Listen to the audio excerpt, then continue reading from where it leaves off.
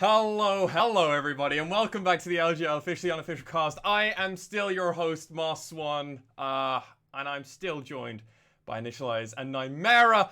We're returning from our first game of the round 3 playoffs bracket, featuring V3 Esports facing off against Detonation FocusMe. Gentlemen, we saw DFM picking up that first game in interesting fashion. Good lead, then a little bit, and then they were able to close it out at the end rather cleanly. What were your thoughts on that matchup? I think DFM came in with a really good read on the meta, and that's pretty terrifying if you are V3. However, I think that V3 have shown that they have adapted in series before. We will need to see that out of them, because this was not a great comp from my eyes at some points during this game. I think the early game was just completely conceded by V3, and they struggled to build that back, got themselves to a point of power, but by that point, eventually it got too hard to close the game out. True. And you saw what happened was DFM played the early game really well. They had a really clear grasp of their win condition until they didn't. There was that fight around mid lane where it started going a little bit more even. Then there were the dragon fights, which eventually led to V3 getting the Ocean Soul. And you saw it, right? DFM were trying to blow up the front line so they could clear up the back line because Archer was staying alive. That was the problem. Was Archer was staying alive, and he was doing utterly nasty things with the bullet times and his double up. There was one double up that hit Varus and literally did half the health of Xerath to kill him. Xerath's first death around the dragon fight obliterated him from a screen and a halfway because of the double up distance. And that ended up being how DFM got back into the game, as they basically threw their faces at Archer. We watched Steel flash in just to throw pillars and chomps down, just saying, if we kill Archer, we can win this. And that was how it kind of turned up. And it was a good game plan from DFM that came off the rails a bit, and credit to V3 and Archer in particular with the support of Reyna on the Yuumi to bring it back around. But I want to see some adaptation out of V3. Well, I mean, we've seen them do adaptation before against their series against Crest Gaming Act. They went 0-2, and then just kind of figured out what they needed to do. They're definitely a team that is very easily able to figure out what's going wrong through the pick and ban phase, as well as finding vulnerable spots in games and really exploiting those heavily. They did that against Crest Gaming Act. We've also seen Ace face off against Aria in the mid lane, so Syros is just as hard, if not as difficult competition in some spots. It's going to be very interesting where this series goes, and I'm really interested in to see what else DFM have in the champion pool. Yeah, and I'm actually the person which I'm looking at in champion pool is actually V3's Ace. I think that coming into this series, it's been a hot talking point amongst us three that we don't necessarily like Ace's Jace and Zoe, even though he's got a lot of games on them. I liked the Zoe in the comp. I think it's good with the Graves. I mean, it gives you that double, burst poke combo. But we saw just the kind of the mind blank in the early game that, if he's pushing up early and there's a Trundle nearby, he loses flash or he dies. And when that happens, when you're trying to play priority lanes with a Graves, is that the Graves then can no longer play to his win conditions in a lot of ways, right? Where he just gets this unassailable lead in the jungle, ends up just rolling around the map. We did briefly see that when there was a 2-level advantage, but that's like very late in the game. It was 38 that's like level 17 to level 15, not like level 9 to level 7 or something like that, right? When it's a much bigger kind of proportional lead. Sure. And to double in on that as well, if you look back to that V3 series versus CGA, what changed to put V3 into an advantageous position? They changed what happened with jungle, sure. They went off some of those sort of hard carry, I am the carry now kind of junglers. You're good. Yeah, exactly.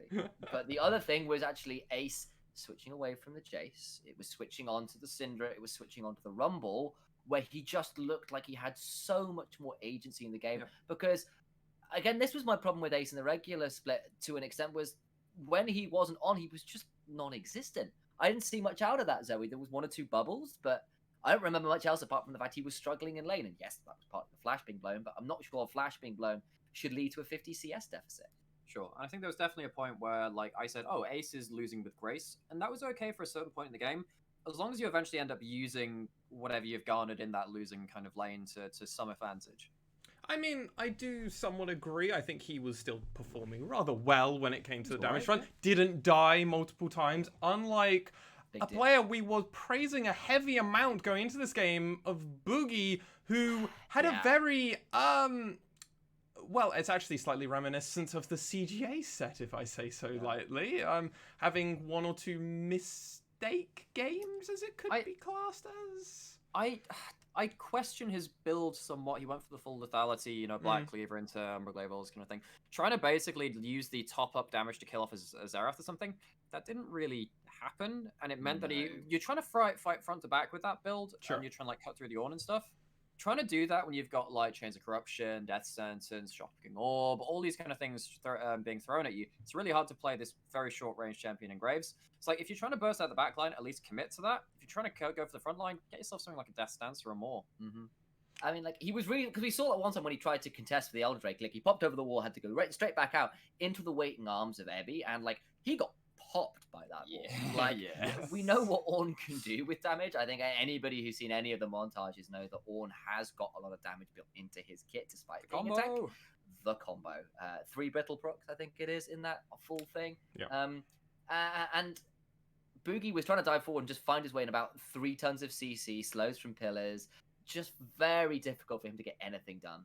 So, do we think it was a problem with Graves? Do we think it was a problem with Boogie? Do we think it was maybe just a problem with the champion itself? Or was it just DFM were prepared for a Graves pick and played around it as such? Well, Graves is very much like the Olaf, where if you fall behind, it kind of feels pretty crap in a lot of ways. Although you have a couple more tools to kind of work with.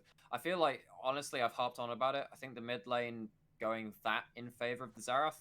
You don't expect like a 30 CS lead at that point in the game. You don't expect that much priority to be lost. It meant that Graves had to be hovering mid for the 2v2s a lot of the time.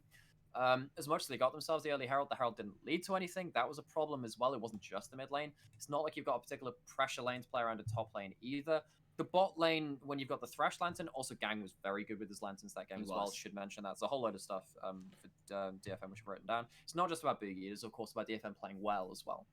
I mean, you know, you're playing... It's 2 different poke champions here in the mid lane. You've got a Xerath and a Zoe. The Zoe, looking at the damage charts right now, did half the damage. Half the damage, 20,000-ish damage less. And that's a pretty big discrepancy. But this was a game that V3 almost came back and won. Oh, they did! Absolutely. And you know what? You look at the other damage charts, you look at that Misfortune, 57,000 damage and 50 Look at Paz! Paz is the unsung hero of the VP squad. That Maokai was a monster. Yeah, like, I think they definitely realized that literally, like, as long as... So, Maokai is tanky enough right now. Let's not prioritize farm on him. Let's make sure he's always at the fight early. We're not teleporting him in. He's always going to be there. And that means that Archer can pick up farm. He can get to his items quicker. Ace can start recouping some of his losses too. You know, when you have a Sunfire and you have an Abyssal Mask and all this other stuff, and you've just got your base damages, you do a fair amount of damage, actually. True. Spellbook heal from a Zoe. We've got a Summoner heal from a Yuumi. We've got Yuumi heals in the first place. Sap magic on top of that. Stone plate on top of that. That Maokai was so difficult to deal with. Paz was very good that game. Very good. What's there was a breaking...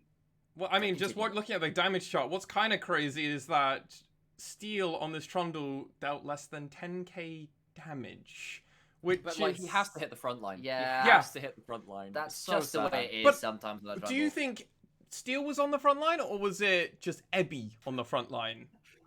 It's a genuine both, question, right? Yeah. No, I think probably a bit of both. I mean, if you remember that first dragon fight where they got the 2 for none, and Steel just kind of flashed in and like he subjugated the aftershock Maokai. That's the other thing, right? You look at this damage graph. Doesn't say how much extra damage was caused by his ultimate shred, right? Taking 40% of the armor away from someone. Very true. That's pretty effective. And again, he's also like... It was also, frankly, his pillars were very good, and he was around a lot of the objectives, right? Like, I'm fine with that. I think also, as well, it's just an element of, he is there to body block and just throw his face at people. Like, we saw in the top lane fight when, Archer got a kill onto Steel as Steel flashed for the pillar and a chomp. Yeah. And yes, he died for it, but it meant that Archer had to flash out of the way of the pillar. It meant he was slowed. It meant that Ebby got to go on top of him. And that kind of thing is what you're really there for. It's not necessarily the damage numbers on the Trundle. I think probably that's fair to say. Yeah, that's a good point. I mean, what are we expecting for the pick and ban phase? Are we going to be seeing a Graves first picked again? Or are we going to maybe see an Ornn prioritized as DFM decided to do so? I mean, there's a lot of options for the teams. Well, for me, I think that Graves' first pick means that you're locked into certain other champions in your draft, right? Like you want something else to kind of follow up with the Graves longer range burst combo and stuff. That's kind of what we've been seeing a lot with it. Something where like he can just chuck his ult in, and that means you're locked into something like a Zoe in the mid lane, something like that. And now Saros has shown he has a counter to that, a very effective counter in the Xerath that was stunning in lane. And then the team fights are really difficult too, right? The arcane, the ultimate coming in, just forcing people to use their mobility spells, forcing people to back away from the fights.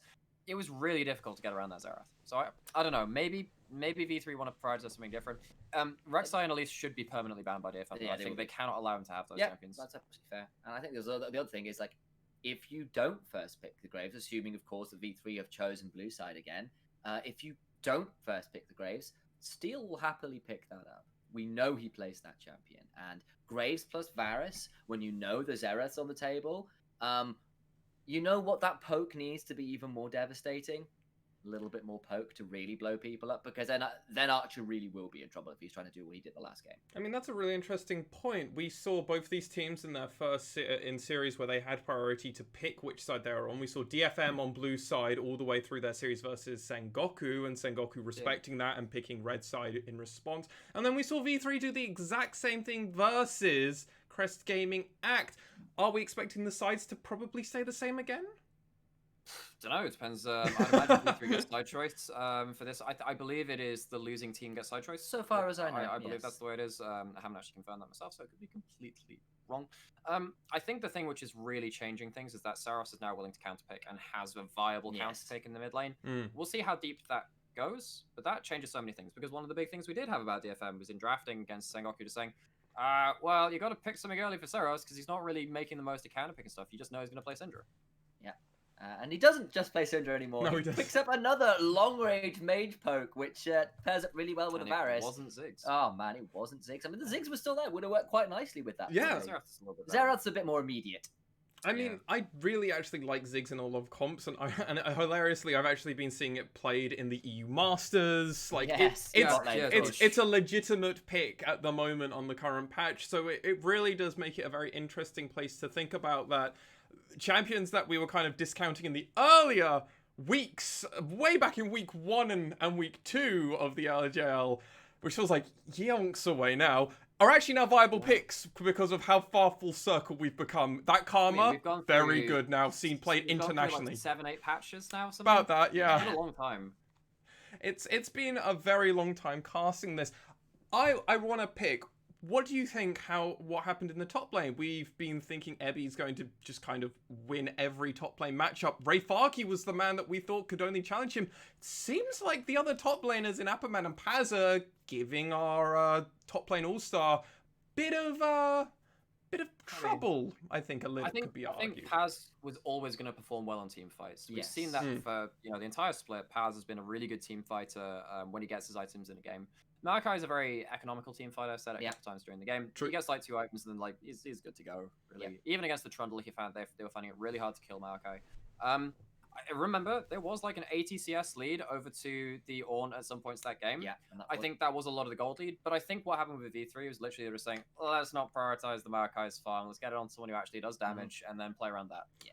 I mean, there was a certain amount in lane as well. Like I think he ended up about 30 CS down in lane, and that's partly because Ornn is just quite strong. Jungle. Yeah, just part of the jungle thing as well. True. I think the other thing is like, if both teams are indexing into a tank matchup in the top lane, the litmus test is not have I got plates in a CS lead in the top lane. It's how am I performing in team fights. Yeah, I think both top laners actually played very well in the team fights. I think in the end, Ebby came out just about on top just because he managed to get onto Archer a few times. That was massive. Critical. We saw Paz in that late mid-game turnaround from V3 was a huge part of how they managed to turn it around themselves. I mean, it's gonna definitely involve some interesting team fights, and I can imagine we're gonna see a lot more scrappier fights as as this set goes on. I have to ask the question: with seeing that game not being the cleanest performance, who's gonna win this one? As we are going to pick and ban phase, I'll let you both answer that question during pick and ban phase. So we'll see what adaptation comes out, of course. It will be V3 on the red side this game, not on the blue side. We see the Yumi first ban because that makes a lot of sense. I think it was the real obnoxious thorn in their side. Yeah, obnoxious TOS breaking cat in his support role. Yeah, and the Feline Fury is not on the table. Final chapter for her. Heimerdinger is banned by V3. We'll see what DFM go towards here as well. Considering how much of a dent Yumi put into the game plan of DFM, makes a lot of sense. I think they'll probably ban out. It'll either be the Rek'Sai or the LeBlanc, but it means one of those will be available. I was going to say, Rek'Sai or LeBlanc are going to be available at the end of this. Maybe Saros has something he wants to play into the LeBlanc, but Ace has definitely shown a lot of flashy plays on that champion. He knows what he's doing on that. His hands onto that. Set's going to be banned away from B3.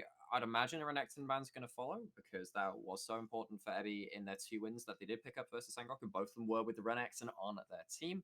DFM now kind of considering their options. They have got to make that decision. And the thing is, if they leave the LeBlanc open, they ban away the Zoe, is what they ban away. Okay. And that's an interesting choice. It is in a lot of ways. So V3, do they give away the Ornn? Do they give up the Renekton? There's so many things that they could be kind of falling into a trap here because DFM, they do have a lot of power picks to choose from.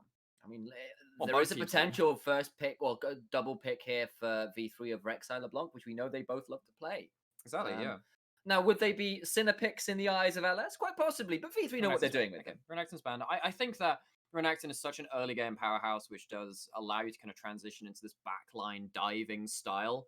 That V3 just don't really want to let Ebi run over top lane with that. Because, Paz wants to come into a team fight with parity, make sure that just because of the draft, it's not going to be a disadvantage coming into it. So we could see something like Graves LeBlanc here, but Varus obviously snapped up very early by DFM. Yeah, they just pick up the Ornn. They don't want to give Ebi that again. They knew it was a problem. I like Graves Ornn. I think that's a lot of CC. It's a lot of good team fight damage. It's also a way to get onto a Varus with the Ornn. You can throw the Call of the Forge God. There is still a Thresh available. I wonder whether DFM will just lock that in early as well. Yeah, I think that wouldn't be a decent. That'd be a decent plan, I think. But they have many ways they can go in this Trundle, of course. Yeah. Trundle Thresh would make a lot of sense to me, I think. Sure. I think one of the things about Trundle is that he can disengage from a Graves pretty well with the pillar. Has himself the W as well to just kind of run away. And of course does very well into the Ornn himself. His ultimate being able to take away some of the tank stats of enemy champions. I doubt it, but it would be good fun to see a Fiddlesticks. Wukong is also available on this patch. I don't know whether he's... I remember there being some bans, but Ebi plays a damn mean Vladimir. We have seen him do unspeakable things on that champion, to put it lightly. So that's locked in. So we'll end it there because we can't speak about it. We can't speak about it. I said too much. It's like Fight Club. Oh, no, sorry. I shouldn't have mentioned Fight Club. Dude, you're going to get kicked. What are you doing? Oh, sorry. I can't do anything with it. I think Mass Swan will be screaming somewhere that this champion might be picked up. But they go towards a Kalista. Bit more lane pressure, a bit more dominance to contest the Varus. Yeah, so technically this could still be a Kalista flex between bot lane and top lane, played in both those roles. But Kalista's early slow from the Rend in the early game has been nerfed. It went down from like 35% to less than that. I can't remember the exact numbers. This could be paired up with this could be paired up with something like a Gala, could be paired up with something like a Nautilus, could be paired up with something like a what's the thing? Taric as well. Kalista Taric has been such a front foot combo shown in the LCK where you just pop the invulnerability ult from the Taric and he just kind of runs at you, and then because you can't damage them, you feel a bit sad about life. Yeah, and you sort of throw him in with the Fate's Call, and then he's got a Dazzle challenge channeled on top of that, so you stun someone up after the Fate's Call as well. Truly outrageous. And Armor of the Fifth Age is still the best skin. No one can deny me that. And we'll see what the rest of it is. LeBlanc taken off the table. Yeah. A bit of sense there from DFM, I think. Sure, I think V3 were trying to snap up some power picks and just try and, instead of shore up the mid lane, at least give themselves some engaged tools to work with. Because last game, as much as they had some very good backline and some very good kind of peel tools, the Marco was really felt alone in the engaged department. Yep, they did. And I wonder whether they're setting up for a Thresh pick here. They banned Braum, they banned Tahm Kench. If they pick Thresh to go with the Kalista, what are they going to pair with the Varus? That's a good question. There's obviously the Nautilus, which does it pretty well, and you have the hook into Chains of Corruption combo all the other way around. My question very swiftly answered there. Thank you for that.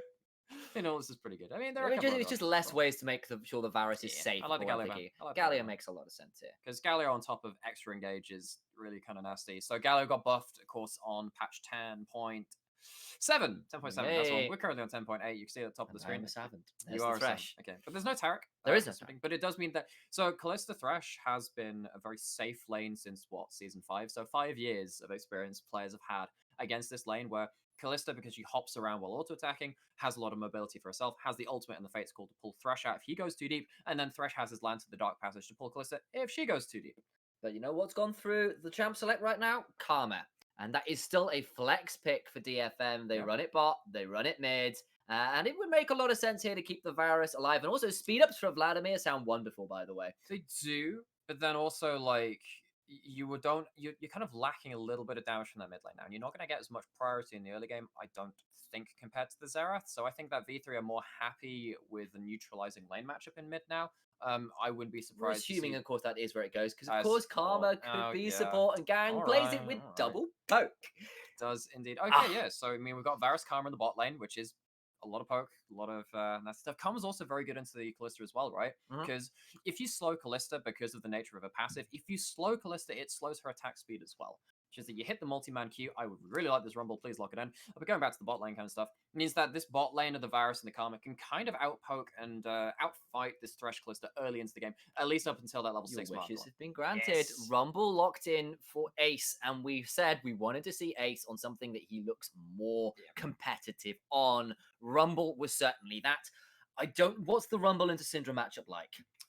So you can definitely go stuff like Nullifying Orb on the Rumble. You have a lot of priority because of your Flame Spitter, and you can just kind of walk at the Syndra. Of course, the other thing is that, like, you can just put down the Equalizer and kind of use your Graves to finish off the kill on the Syndra. Which means that you can. There's a lot of damage which can come in across the board, and, if Paz roams down, I'm just thinking about the last game. If the Ornn roams down and uses his long-range initiation ult in the Call of the Forge God, there's a lot of ways to really make this Syndra suffer in the mid lane. So after the draft comes in, we're going to go back to quick break before the game comes in. So any thoughts before we hand over? Yes, I did want to have a quick conversation a little bit about just saying Syndra didn't run Cleanser. She's run not Cleanser, she doesn't run as Offensive Summoner rather. She's gone towards the Teleport, which does double up with that potential kill threat. Means she can get to places earlier, but keep an eye on that, ladies and gents. Saros could be in trouble.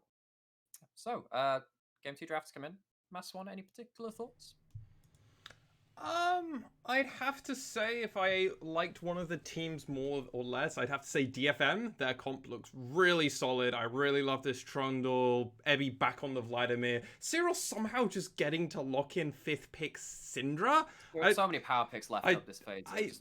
It was all over the place. I don't know if I really would have banned the Tom Kench there if I was the last ban from V3 personally. I think the Syndra would have been maybe arguably it's just that it pairs up really well with the Varus and yeah, it makes it really awkward. And I mean, I just love the composition that they've got there. And I mean, V3 have a really solid comp. I love the Rumble pick. We were asking for it. So, I mean, it's definitely going to be an interesting game. Also, the Ornn on the side of Paz. We've seen him play Ornn before, and it's been rather impressive. Yeah. So, are we going to get really strong Paz, or are we going to get Paz? is the question here, right? I think an important thing about this game is that if Ebby pushes in on the Vlad, like, this Graves Ornn combo can absolutely nuke him. Like, they can run him down with a phase rush. I mean, Vladimir runs phase rush himself. You hit 3 instances of damage on an enemy champion. You get slow resist and a huge burst of move speed. But Graves is going to follow with that. You have a smoke screen as well, which is really good at starting off these plays. And of course, slow resist doesn't matter when, like, you're just locked in place by the Ornn as well. So I think that there is a good, as much as Vladimir is a free lane as the Ornn, there's a chance that the Graves really tilts that matchup. I mean, this is a matchup, though, isn't it? Chance. Yeah, it's a chance. And I mean, this is a matchup which has all to play for here. If DFM win, they get to game point this early on in the series. Whereas V3, if they look it up, they secure it up and bring it back to 1-1. It's a best of 5 series, so there's a lot of things that can happen. And we've seen V3 already do the reverse sweep before, so maybe they're just getting the cogs turning in that avenue, or maybe they want to just secure it a little bit quicker. But not the cogs turning. That's only Rascal. No, that's not not here. He's not even in this series, man. No, he's not. No, but we have to reference other players, obviously. Well, of course we do. Of course. Why wouldn't we? So Initialize and Nightmare, where do you think this is going? I think. Let me just think about the drafts again. So it was who's the mid lane from DFM? DFM have got a Syndra. Sorry, I can't see it on screen right now. I like what they try to do for the bot lane. So like set up an aggressive lane that can contest the Varus. Hmm. Problem is by locking in the Karma alongside it, it means there is double poke there, and DFM can play that really, really well. I've got to keep an eye on Boogie. I have, because I think Boogie's gonna have an easier time this game. yeah, I think he should. I Should think have so. an easier time. But if Ace and Boogie can turn up bot lane, throw down the equalizer, that poke lane works because they can't be punished or they can't True. get engaged on. The moment you start throwing on, they are damn squishy. Yeah. So there is room to turn that around. But if DFM end up with another uncontested like laning phase, V3 could be in trouble. I think that Boogie has a lot of ways into lanes this game as well. Like you're not facing off against the hyper tanky, hyper long range champions all the time. If Syndra misuses her E stun, then the ultimate from the Rumble comes down, Graves comes in with the smoke screen, whatever. This Syndra can get run down. Bot lane, they do have the Mantra Shield speed up. But, if the Threshold lands, Fate's Call lands, this Graves can just walk into lane and blow people up. Well, with that all said, we're about to go on to the Rift, so good luck to both these teams, and Initialize and Nymera, take it away. A pleasure as always, Mass Swan, and we are here for Game 2 of the semi-finals of the LJL here in spring 2020. We've got some interesting compositions once again. DFM running back to more comfort. They've run their super aggressive double poke bot lane. It's double Comet. And it's Sarah's back on the Syndra. It's Ebby back on the Vladimir. But this time around, V3 hopefully have more ways to be competitive in this early game.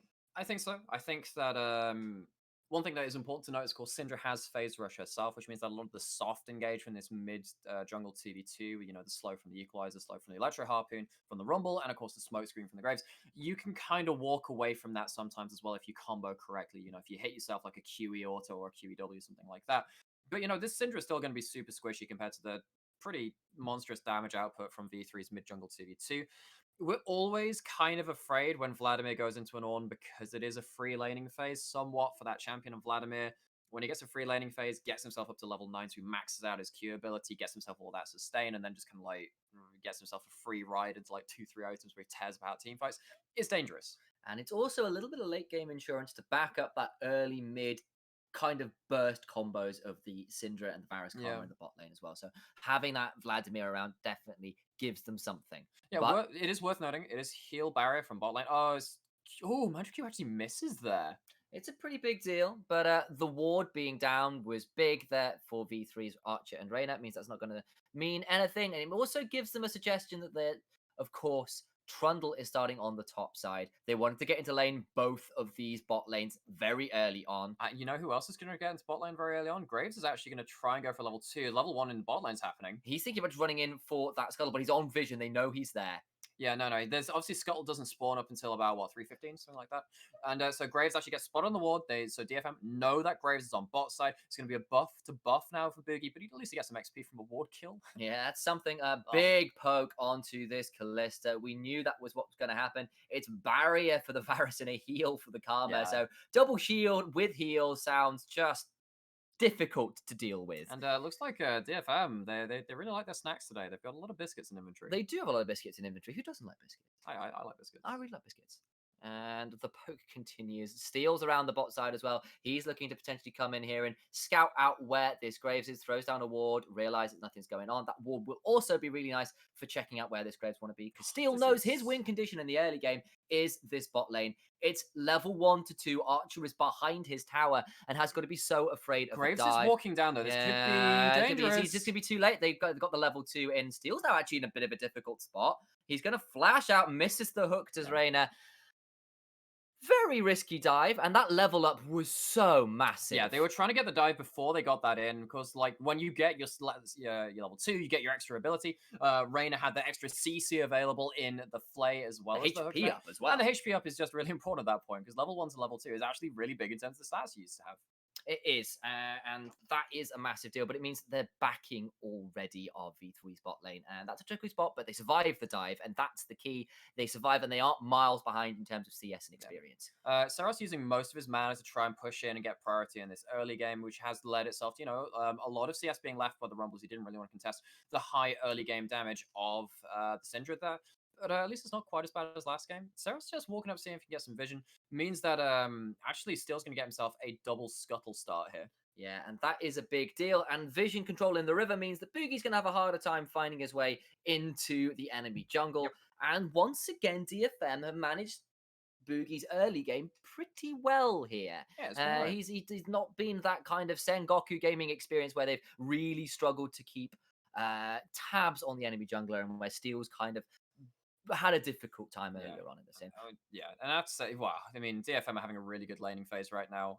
They've got themselves advantages in every lane off just the first couple of waves, and having that with a Trundle who can gank any of these lanes pretty effectively, it's pretty scary for the side of E3 right now. Yeah, and we've seen backs from both bot lanes. DFM's was a bit better, so they come back with double longsword to just the one.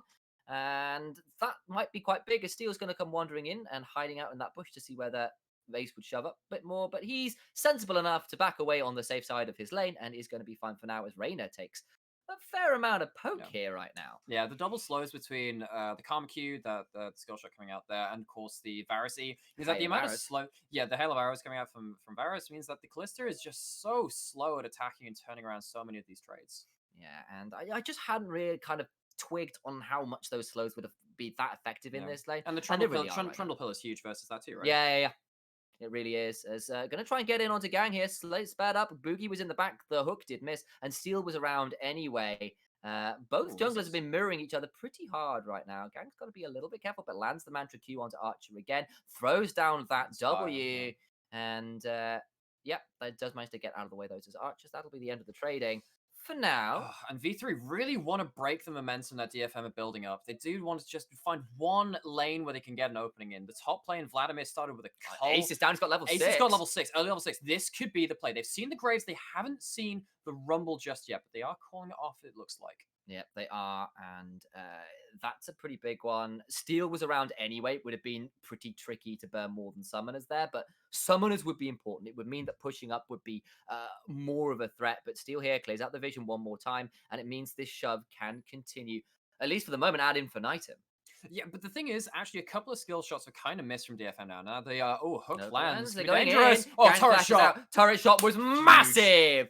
And that means that Archer's going to take a lot of trade in return, though, and he has to heal as well. And Boogie's around, though, but that was massive from Reyna, picking up a clutch hook, and the turret shot was huge. Yeah, Reyna knowing his limits there, and apparently Gang not. He's against his favorite champion there. He had himself a thrash last game, but is against Reyna's also. WQ here.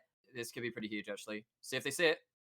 They do see it, and he does manage to get away, but it stops the back for now. Boogie's going to run away, having taken that up, but there's going to be a fight, and he's got level advantage. I'm not sure they want this, but Ace takes a big trade in the mid lane. The scrap shield's worn off. The stun land, I think he's just dead. Nobody heals there. Had to burn it. Ooh, that was very close. I don't think he's running Nullifying All, but he's just using the Equalizer to clear out the wave here. I think he has to, yeah, and they're going to have to keep pushing it out, but that was a big trade in the mid lane. Seros does mean with that the first Drake will go over the way of DFM, despite the first blood going the way of V3. But at least they get something in the bot lane. Yeah, Graves actually turned up, which just dissuades DFM from continuing that. And we can see what happens when Graves is in a certain area of the map. People are just unwilling to try and fight and get run down by the Graves if he does manage to get a good angle in a fight, gets the phase rush. Gang walks just beyond the minions here. He's trying to get the next, because like if he lands one more poke trade onto Archer, he's just into a really bad spot. He gets hooked under turret, flayed under for an extra turret shot, and the ignite comes down, meaning that the heal just doesn't mean anything. Yeah, Boogie's now starting up the Infernal Drake, but I don't know whether DFM want to contest. I don't think they've got the pressure around. Steel's not there. He's dealing with Krugs. I think we're just going to have to leave this over. And that is a decent turnaround now for V3, who have brought the gold lead back to parity, and that's big stuff. And one of the things about particularly the top lane matchup right now is that Vladimir does nothing right now. He's got himself a Cole, nothing else. And at this point, it means that the ultimate unlocked from Ornn is just so much more effective than Vladimir will be for the next, couple of minutes of the game. So you don't want to fight right now. I mean, once you get your first items in, sure, you're ready to fight. The Vladimir's going to be really strong in this game against so many people that kind of want to be funneling in and getting the early damage down. So the Hema play is going to really put in a lot of work. But you have to wait until that point where Vladimir's ready to fight if you want to TP in and make plays. Yes, you do. On the other side, though, Utapon has picked himself up a Dirk, and that's going to be a nice amount of lethality to maybe continue in the pressure. Yes, there was the kill down on Gang, and that's a big deal. But the fact is the poke will still land unless V3 find another engage. Sure. There is flash on both of V3's bot laners though, so they could definitely think to The try and dangerous do thing that. now is that Gang has to sit there thinking, when's the Fate's Call going to come out? Yes. If Rumble ever leaves lane, we could have a Fate's Call into Equalizer combo, and then just that's a free kill on Gang. And when Varus starts losing lane, he really stops being able to get so much priority. Well, I mean, he stops being able to get out onto the map and kind of secure good positions, good game states for him to start poking out a lot of people that he'd love to be doing a lot of damage to in some of the game states where he would have been more favorable if he was winning lane. We watched Boogie go in there for a pretty swift blue buff steal. Knew where steal was. They're going to start the Rift Herald, Archer, Reyna, and Ace all around the top side to contest for that. I don't know whether walking into this is going to be really dangerous. If Thresher lands, could be pretty bad. He lands it onto Steel. They're going to continue. There's the call of the Forge Guard. I think Steel's just dead, isn't he? Yeah, he is. Just goes down. Second kill over to Archer. Yep, it was going to be dangerous. They're going to continue to contest, though. Ace takes a fair amount of trade in the backline. I don't know who picked that one up. It was pretty damn close. Ebby now in a difficult spot. I think he's dead as well. DFM, what are you doing? And turns out Death Sentence is a point-and-click skill shot if you're Reyna there. Gets the hook onto Steel. The ultimate follows in. Ebby has nothing to say about it either. And this is a complete turnaround from the last game in terms of the early game, at least, between these two teams. Herald might even take... Oh, it's going to be so many plates over to Calista. This is huge for V3. It is. I just don't know what DFM were doing contesting that. You didn't have the items to fight that right there. At least you had some CDR onto the Vladimir. Maybe try and get a play from that. But the angle was just a bit too shallow. They couldn't find anything in terms of getting away into the backline. And the damage came through too early from V3 to really mount a contention. And that puts Calista back into a much better spot. Now watch this again. Steel gets hit by the hook. The Call of the Forge Cord comes through, and that is one very dead Trundle. Yeah, and at this point, I mean, Ornn is just a more useful champion than Vladimir right now. And it means that the snowball is well and truly off of Boogie. Boogie using the smite earlier to get some damage down means that it was a very close secure on the Herald there, but it does go over. It does. And I can sort of see what DFM are thinking. Oh, excellent. Call of the Forge goes down. Equalize down. Maybe we can contest. Not if Ebby doesn't burn flash and gets knocked up and dies. Oh, we're 5v5. We must be even. Loses a person. Well, we're slightly in the loss in behind here, which means we need to fight to regain our lead. They lose the first person. Boy. But now we have to try and fight again because there's no way back into the game. MLXG has become Ning, has become DFM, and LPL memes are some of the best, and we know and love them. And for now, Infernal Drake is not live, and I think that might be a bugged graphic. So I was like, what's going on there? So I actually don't know what Drake's coming up next, and I'm very confused and alone in this world when it comes to Drake stats. So we'll have to see how that goes. It's okay. Thank you. It's good to know. It's nice to have you here. It's good to be here. But the pressure continues on the top side as Paz is going to shove in as much as he can. That cull is 6 CS off being cashed in. Steel is hanging around this back of this lane where there might be another gank coming. They're going to try and fake out the gank. And now Raider's actually in a big point of trouble. He's going to have to go golden. I'm not sure he wants that. That was a bad chain of corruption. And that means they're going to have to turn around. Boogie is here, going to try and turn it actually onto this Varus. He takes a lot of damage. The heal is burned. And I'm not sure about that chain of corruption. The Equalizer lands. Utapon's now in a bit of a difficult spot, but he's just survived. Equalizes a wave. Basically, what they were planning there is saying, okay, we get a couple of ticks onto the Varus, maybe we can use the Graves ult to finish him off. Yes. He still has Varus. That probably wasn't going to work out anyway, but it's still so much. Wait, he's dead. Now he's dead. Oh, flash out. That was big. Double flash. Actually, Superman Gang tanking the skill shot there. Utapon, of course, not knowing that was going to happen, means that double flash blown from bot lane. And now that's 4 summoners for 2 ultimates, and they're fighting in the mid lane too. Yeah, they are. Saros has got the phase rush active, gets a big chunk onto Ace, but he's got heal back up again, and I think he'll have scrap shield as well, so we'll be safe for now. There was an ult burned in the top side, and I think an ignite down. They're going to try and get a kill onto Ebby, but I think he's safe. He is. Yeah. Just the healing going around. Is a fun champion. Yeah, gonna try and get him here. Actually thinking about it, but no. He used his ult actually there to try in the early trade, which is why he's so low HP. Yes, he is. But I mean, this is what happens when you get so many early kills in lanes which aren't particularly meant to win. We saw that now. There are, Berserker Greaves for the Calista. When you get upgraded boots on the Calista, your jump range increases. And then having the Bilgewater Cutlass means that the poke is not going to land as much because you've got sustain. You've got lifesteal. Every time you auto attack, you're going to get incremental amounts of HP back. Which means that V3 now have the pressure in the bot lane, which was meant to be a point of pressure for DFM. And we see that Reyna, even though he fakes out the Lantern Gang, has the stopwatch to keep himself alive, gets the Fate's Call available there as well. There are so many tools for V3 to play around on the front foot. Yeah. It's like a full blade for the Calista already. It is. Had the gold lead, about 700 here for V3 as the Ocean Drake is spawned and Boogie's around. Reyna's in the river. DFM might look to contest, but I think they're just going to be too late to the mark again. And DFM still waiting on some items to really contest. Ebby doesn't have teleport. Neither does Paz, though, but I just think that this will just be another free Drake over to V3. Yeah. And it is happily secured by Boogie, who's looking a lot more in charge on this Graves this time. Yeah, he's got himself a level advantage for now. Got himself 3 of the neutral objectives, right? Got himself Herald and 2 dragons. This could be a play in the mid lane. Yeah, he is. And Ace is in a bit of a difficult spot, but the pillar doesn't mean all that much.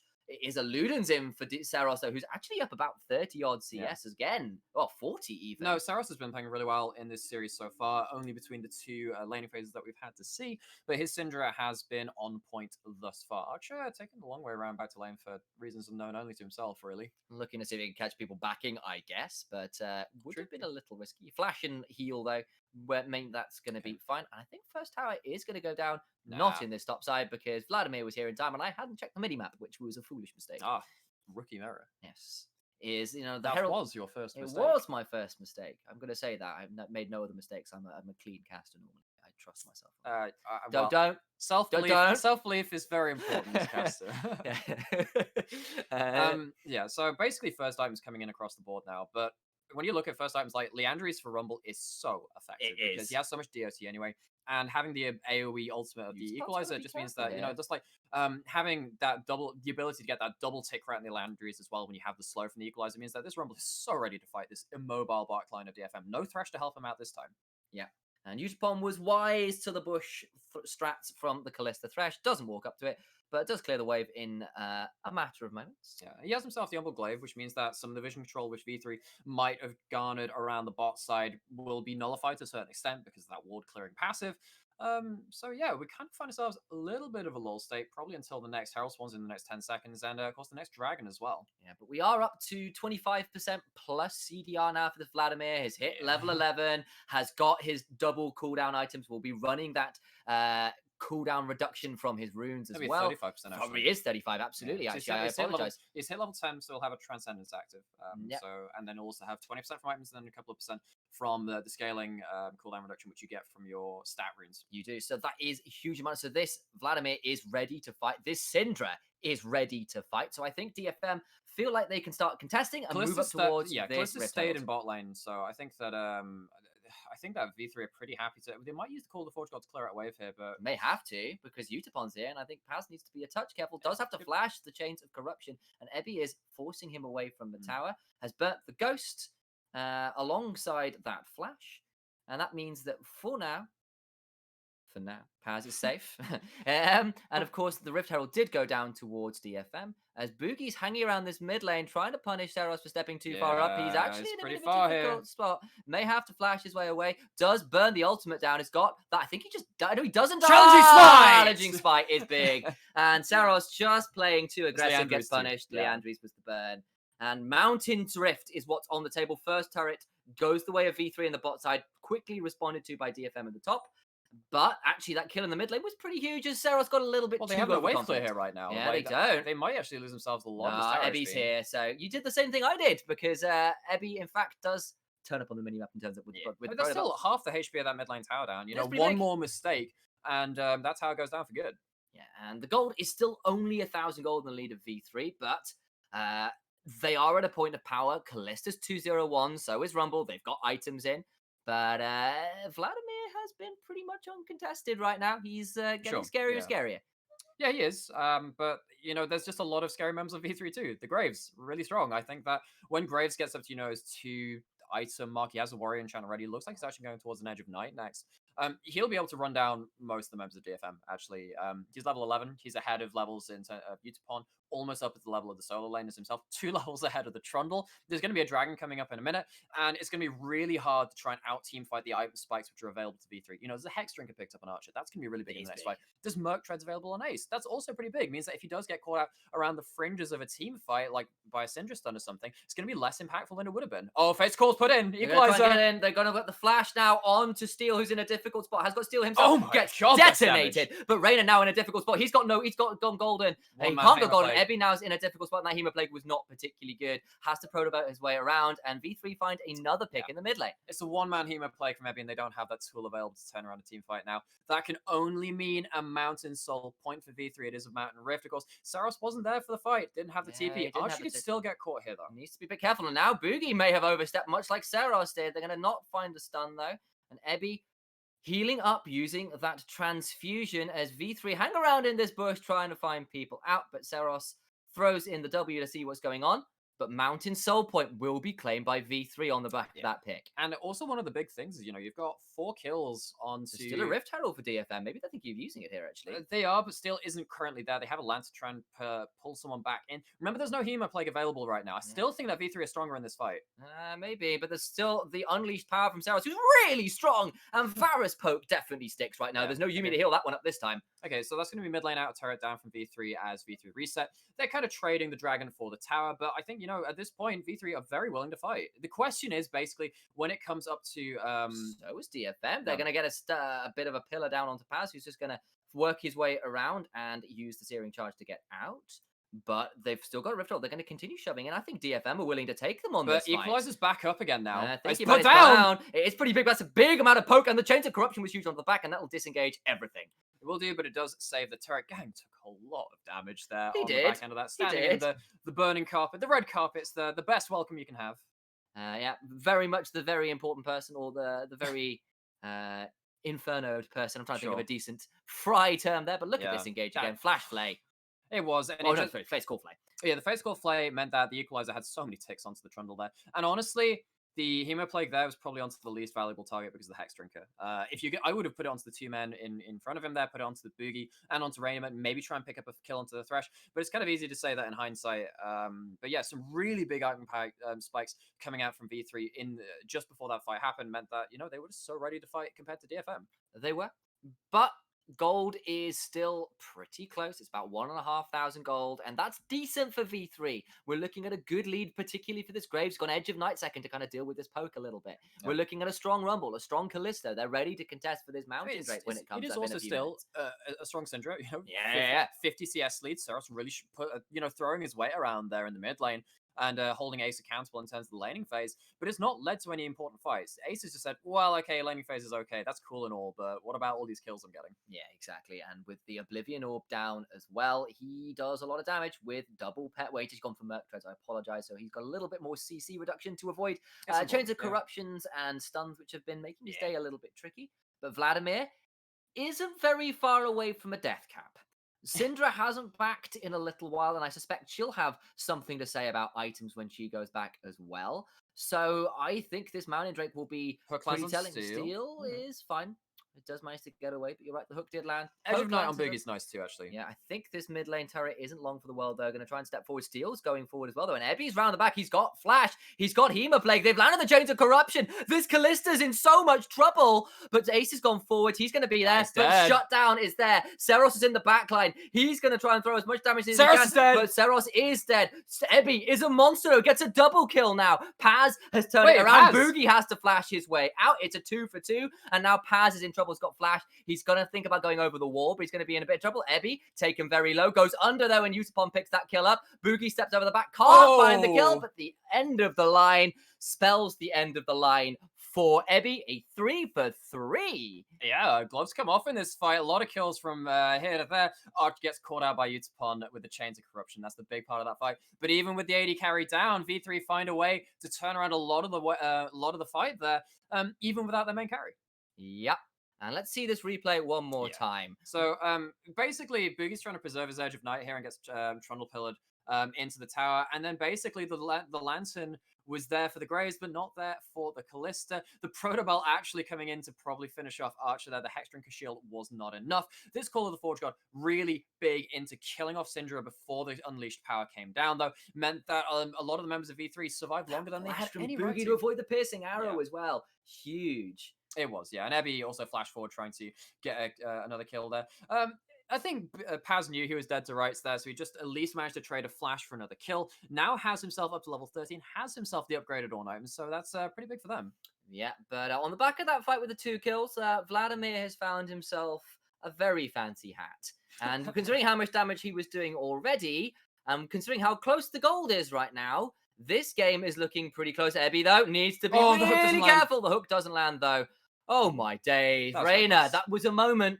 Okay, so not quite point and click. You're close. Close. But, 30 seconds till mountain. So it's a problem with the scripts. Yeah, problem with the scripts. But it's online. That's clearly what's happening. But we probably shouldn't disparage players that way. But 2 lethality items for Varus. We're looking at a Ludens and a blasting one in for Syndra, who's pretty strong as well. And we've talked about this Vladimir.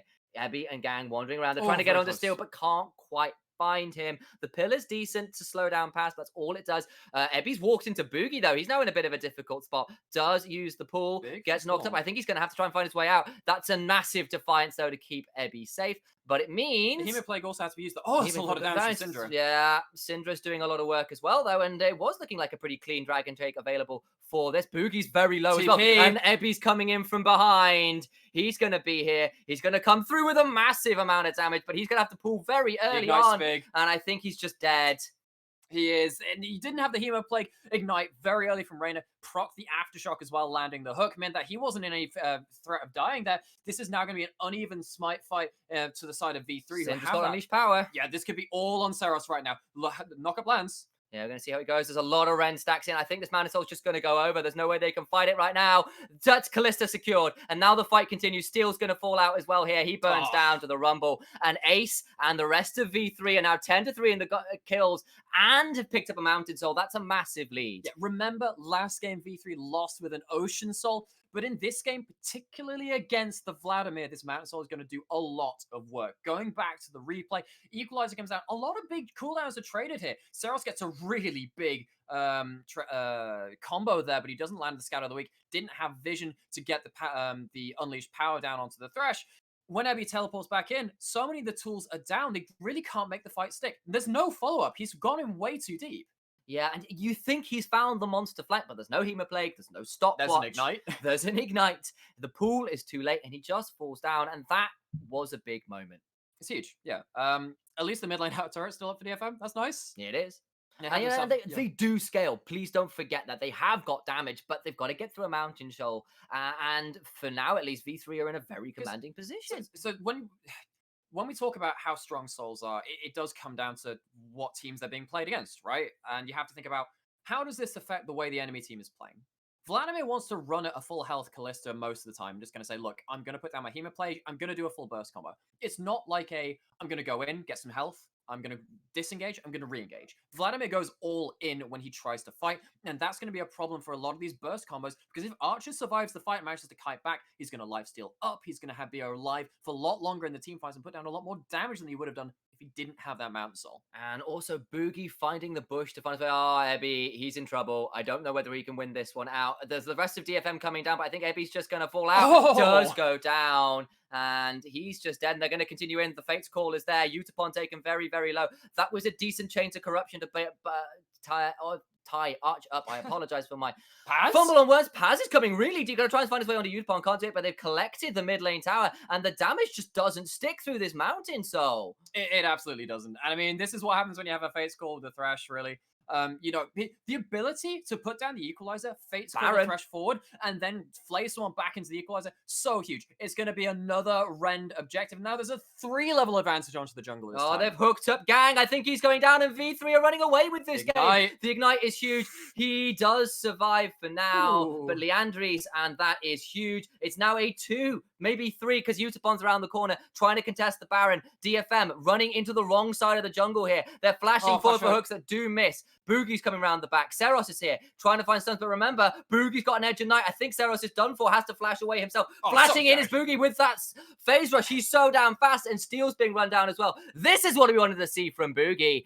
and the fight continues, and it's going to be disengaged from, so maybe it doesn't continue. Baron is going to be restarted. Vladimir is back up and alive, but Seros is dead, so it's still a 4 versus 5. Again, remember, V3 do have a tank top laner. They can tank up the Baron for forever if they want to start Gang's it. Gang's walking gonna walk in again! Oh, he gets hooked, and the fight never ends. V3 play this way every damn game. The Equalizer is there, but I think for now, Ebby survives, does manage to flash up with a lot of health, and Utapon gets a kill onto Reina. That's something for DFM. Maybe they baited too hard. They could have just turned on to Baron. I think they were trying to look for a bigger advantage, try and make make it uncontested, get some more bang for your buck in this kind of play. This time, at least, DFM managed to dissuade V3 from going any further. Steel had respawned, of course, and I mean, I think that they probably could have gone onto the Baron, of course, with the Rend and the massive level advantage, 3 levels 505 on this Graves. Yeah, and Boogie's having a much better game. And I do think a lot of it is the product of the map around him, of course.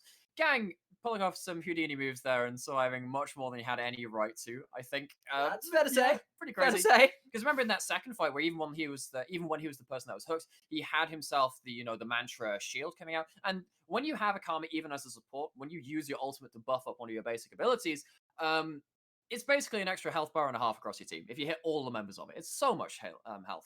It really is. And we sort of saw the laning phase was going great for DFM until Gang got hooked, until they walked into that Rift Herald a bit blind. And Boogie has kind of been off to the races since. And the objective secure from V3 has lent them a very strong start. And Rumble and Callista is just so strong around objectives. Boogie has a Black Cleaver, by the way. So he has the HP from the Edge of Night, HP from the Black Cleaver.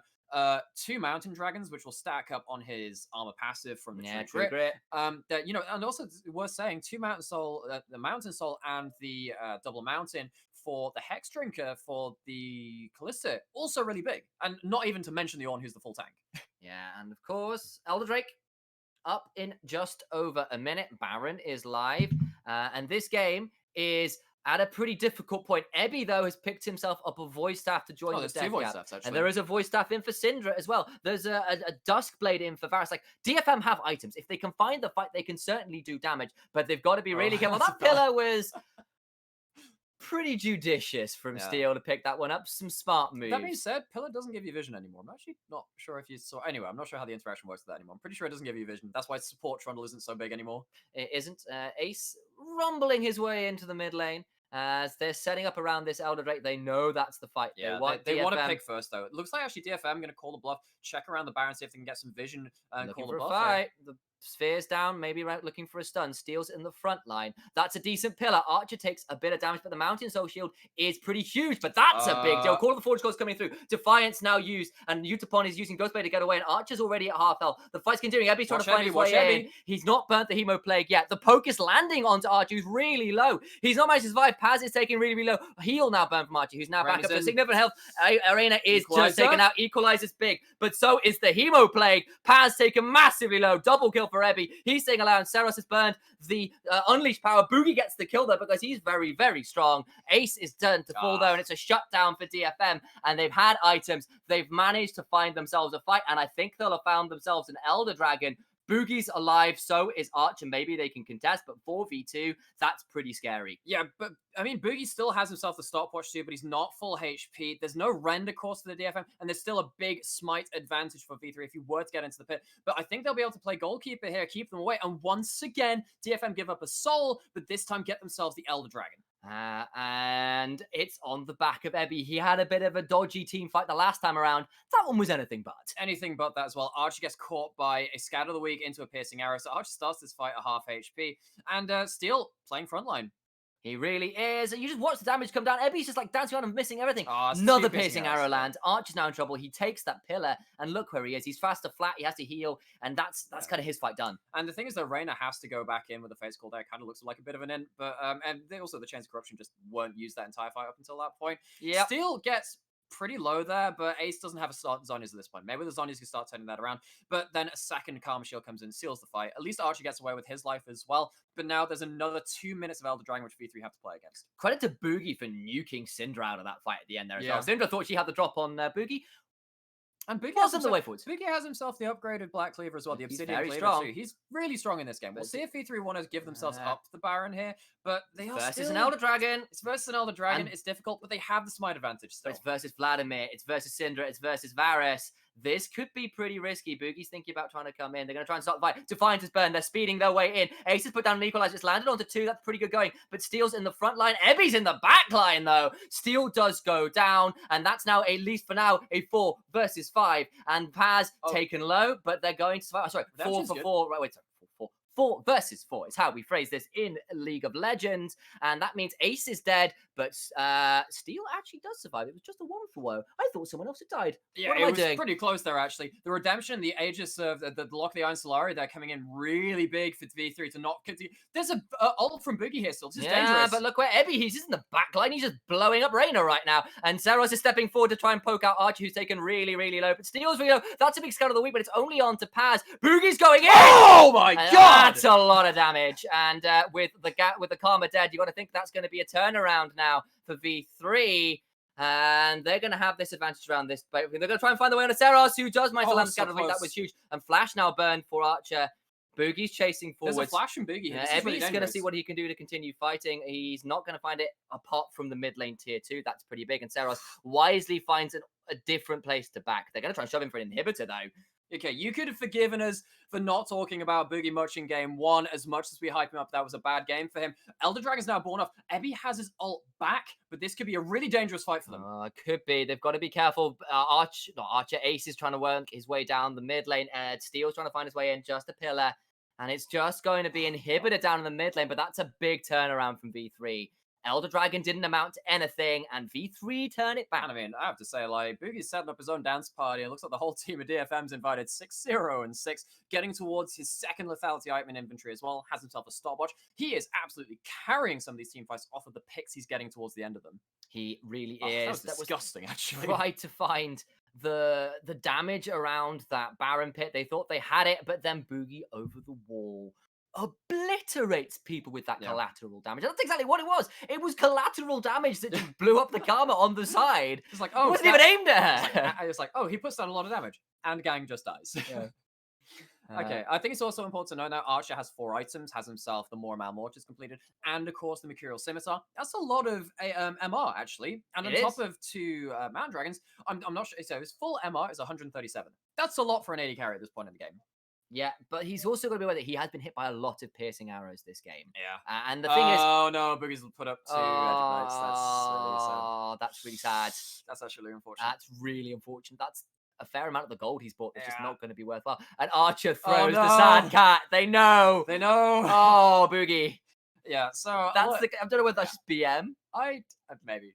Yeah. He's just so edgy. He's got to go to the dark twice. Yeah, he's got to have 2 edges. That's it. Yeah, he's on the very edge of night. That's what we're going to call that build. Sure. So, still with the 3-level smite advantage here. Redemption used to check the Baron. Archer's still stacking for the Ren. Steel's picked up. He's going to take a fair amount of damage, but the Subjugate is down. He's in the front line, but I think he's just going to fall out. No, he's still alive. He's managed to walk his way out. The Defiance was big. Ebby's in the back line, but he's taken really low. He's had to use the pool really early. I think he's just dead. That's a shutdown onto the Vladimir, and this fight is won. Surely, by V3. They pick up the Syndra. The 2 big AP threats are dead from DFM. They're going to try and shove in, perhaps for the victory here. That piercing arrow was something, but that's all they've got left. It's a support Karma and a Trundle that's trying to keep this Varus alive and poke out the wave, but it's 40 seconds on Ebby. It's a similar amount on Seros. Archer's going to get caught out there. Reyna is taking a amount of damage. Udapon thought he could blow him up. Oh, no, he goes into Boogie!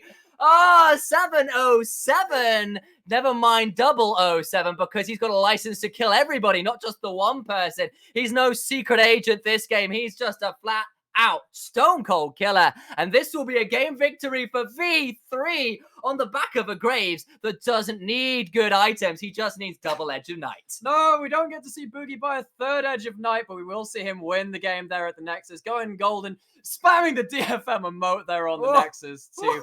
They strike back. Yeah, they came in with a bit of a bloody mouth into this game, and they return in kind. So, after that, game 2, done, dusted, put onto the records. Mass 1, take it away.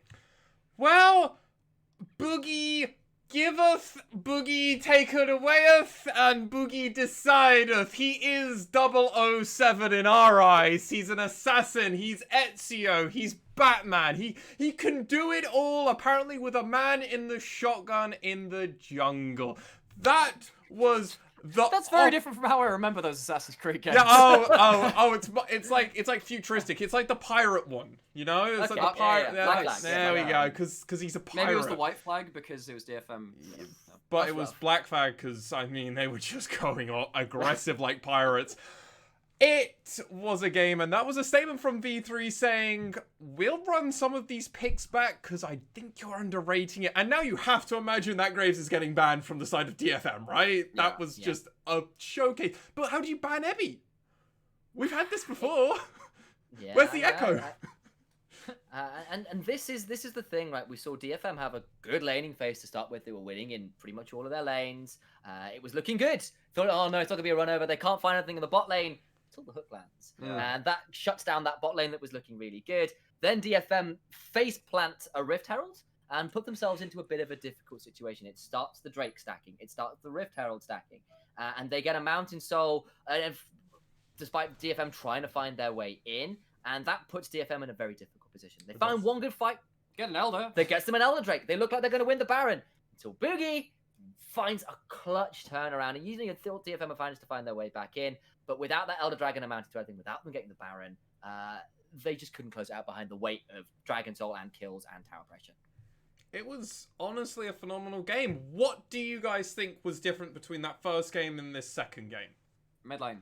I mean, you have someone who can actually affect the game instead of the Zoe who's getting shut down. We see it in the replays, which are on the official stream there as well. Really good kill in the 2v2, turned a lot of things around. Reyna was huge on the Thresh. Obviously, we saw that Gang had a good Thresh game in game 1.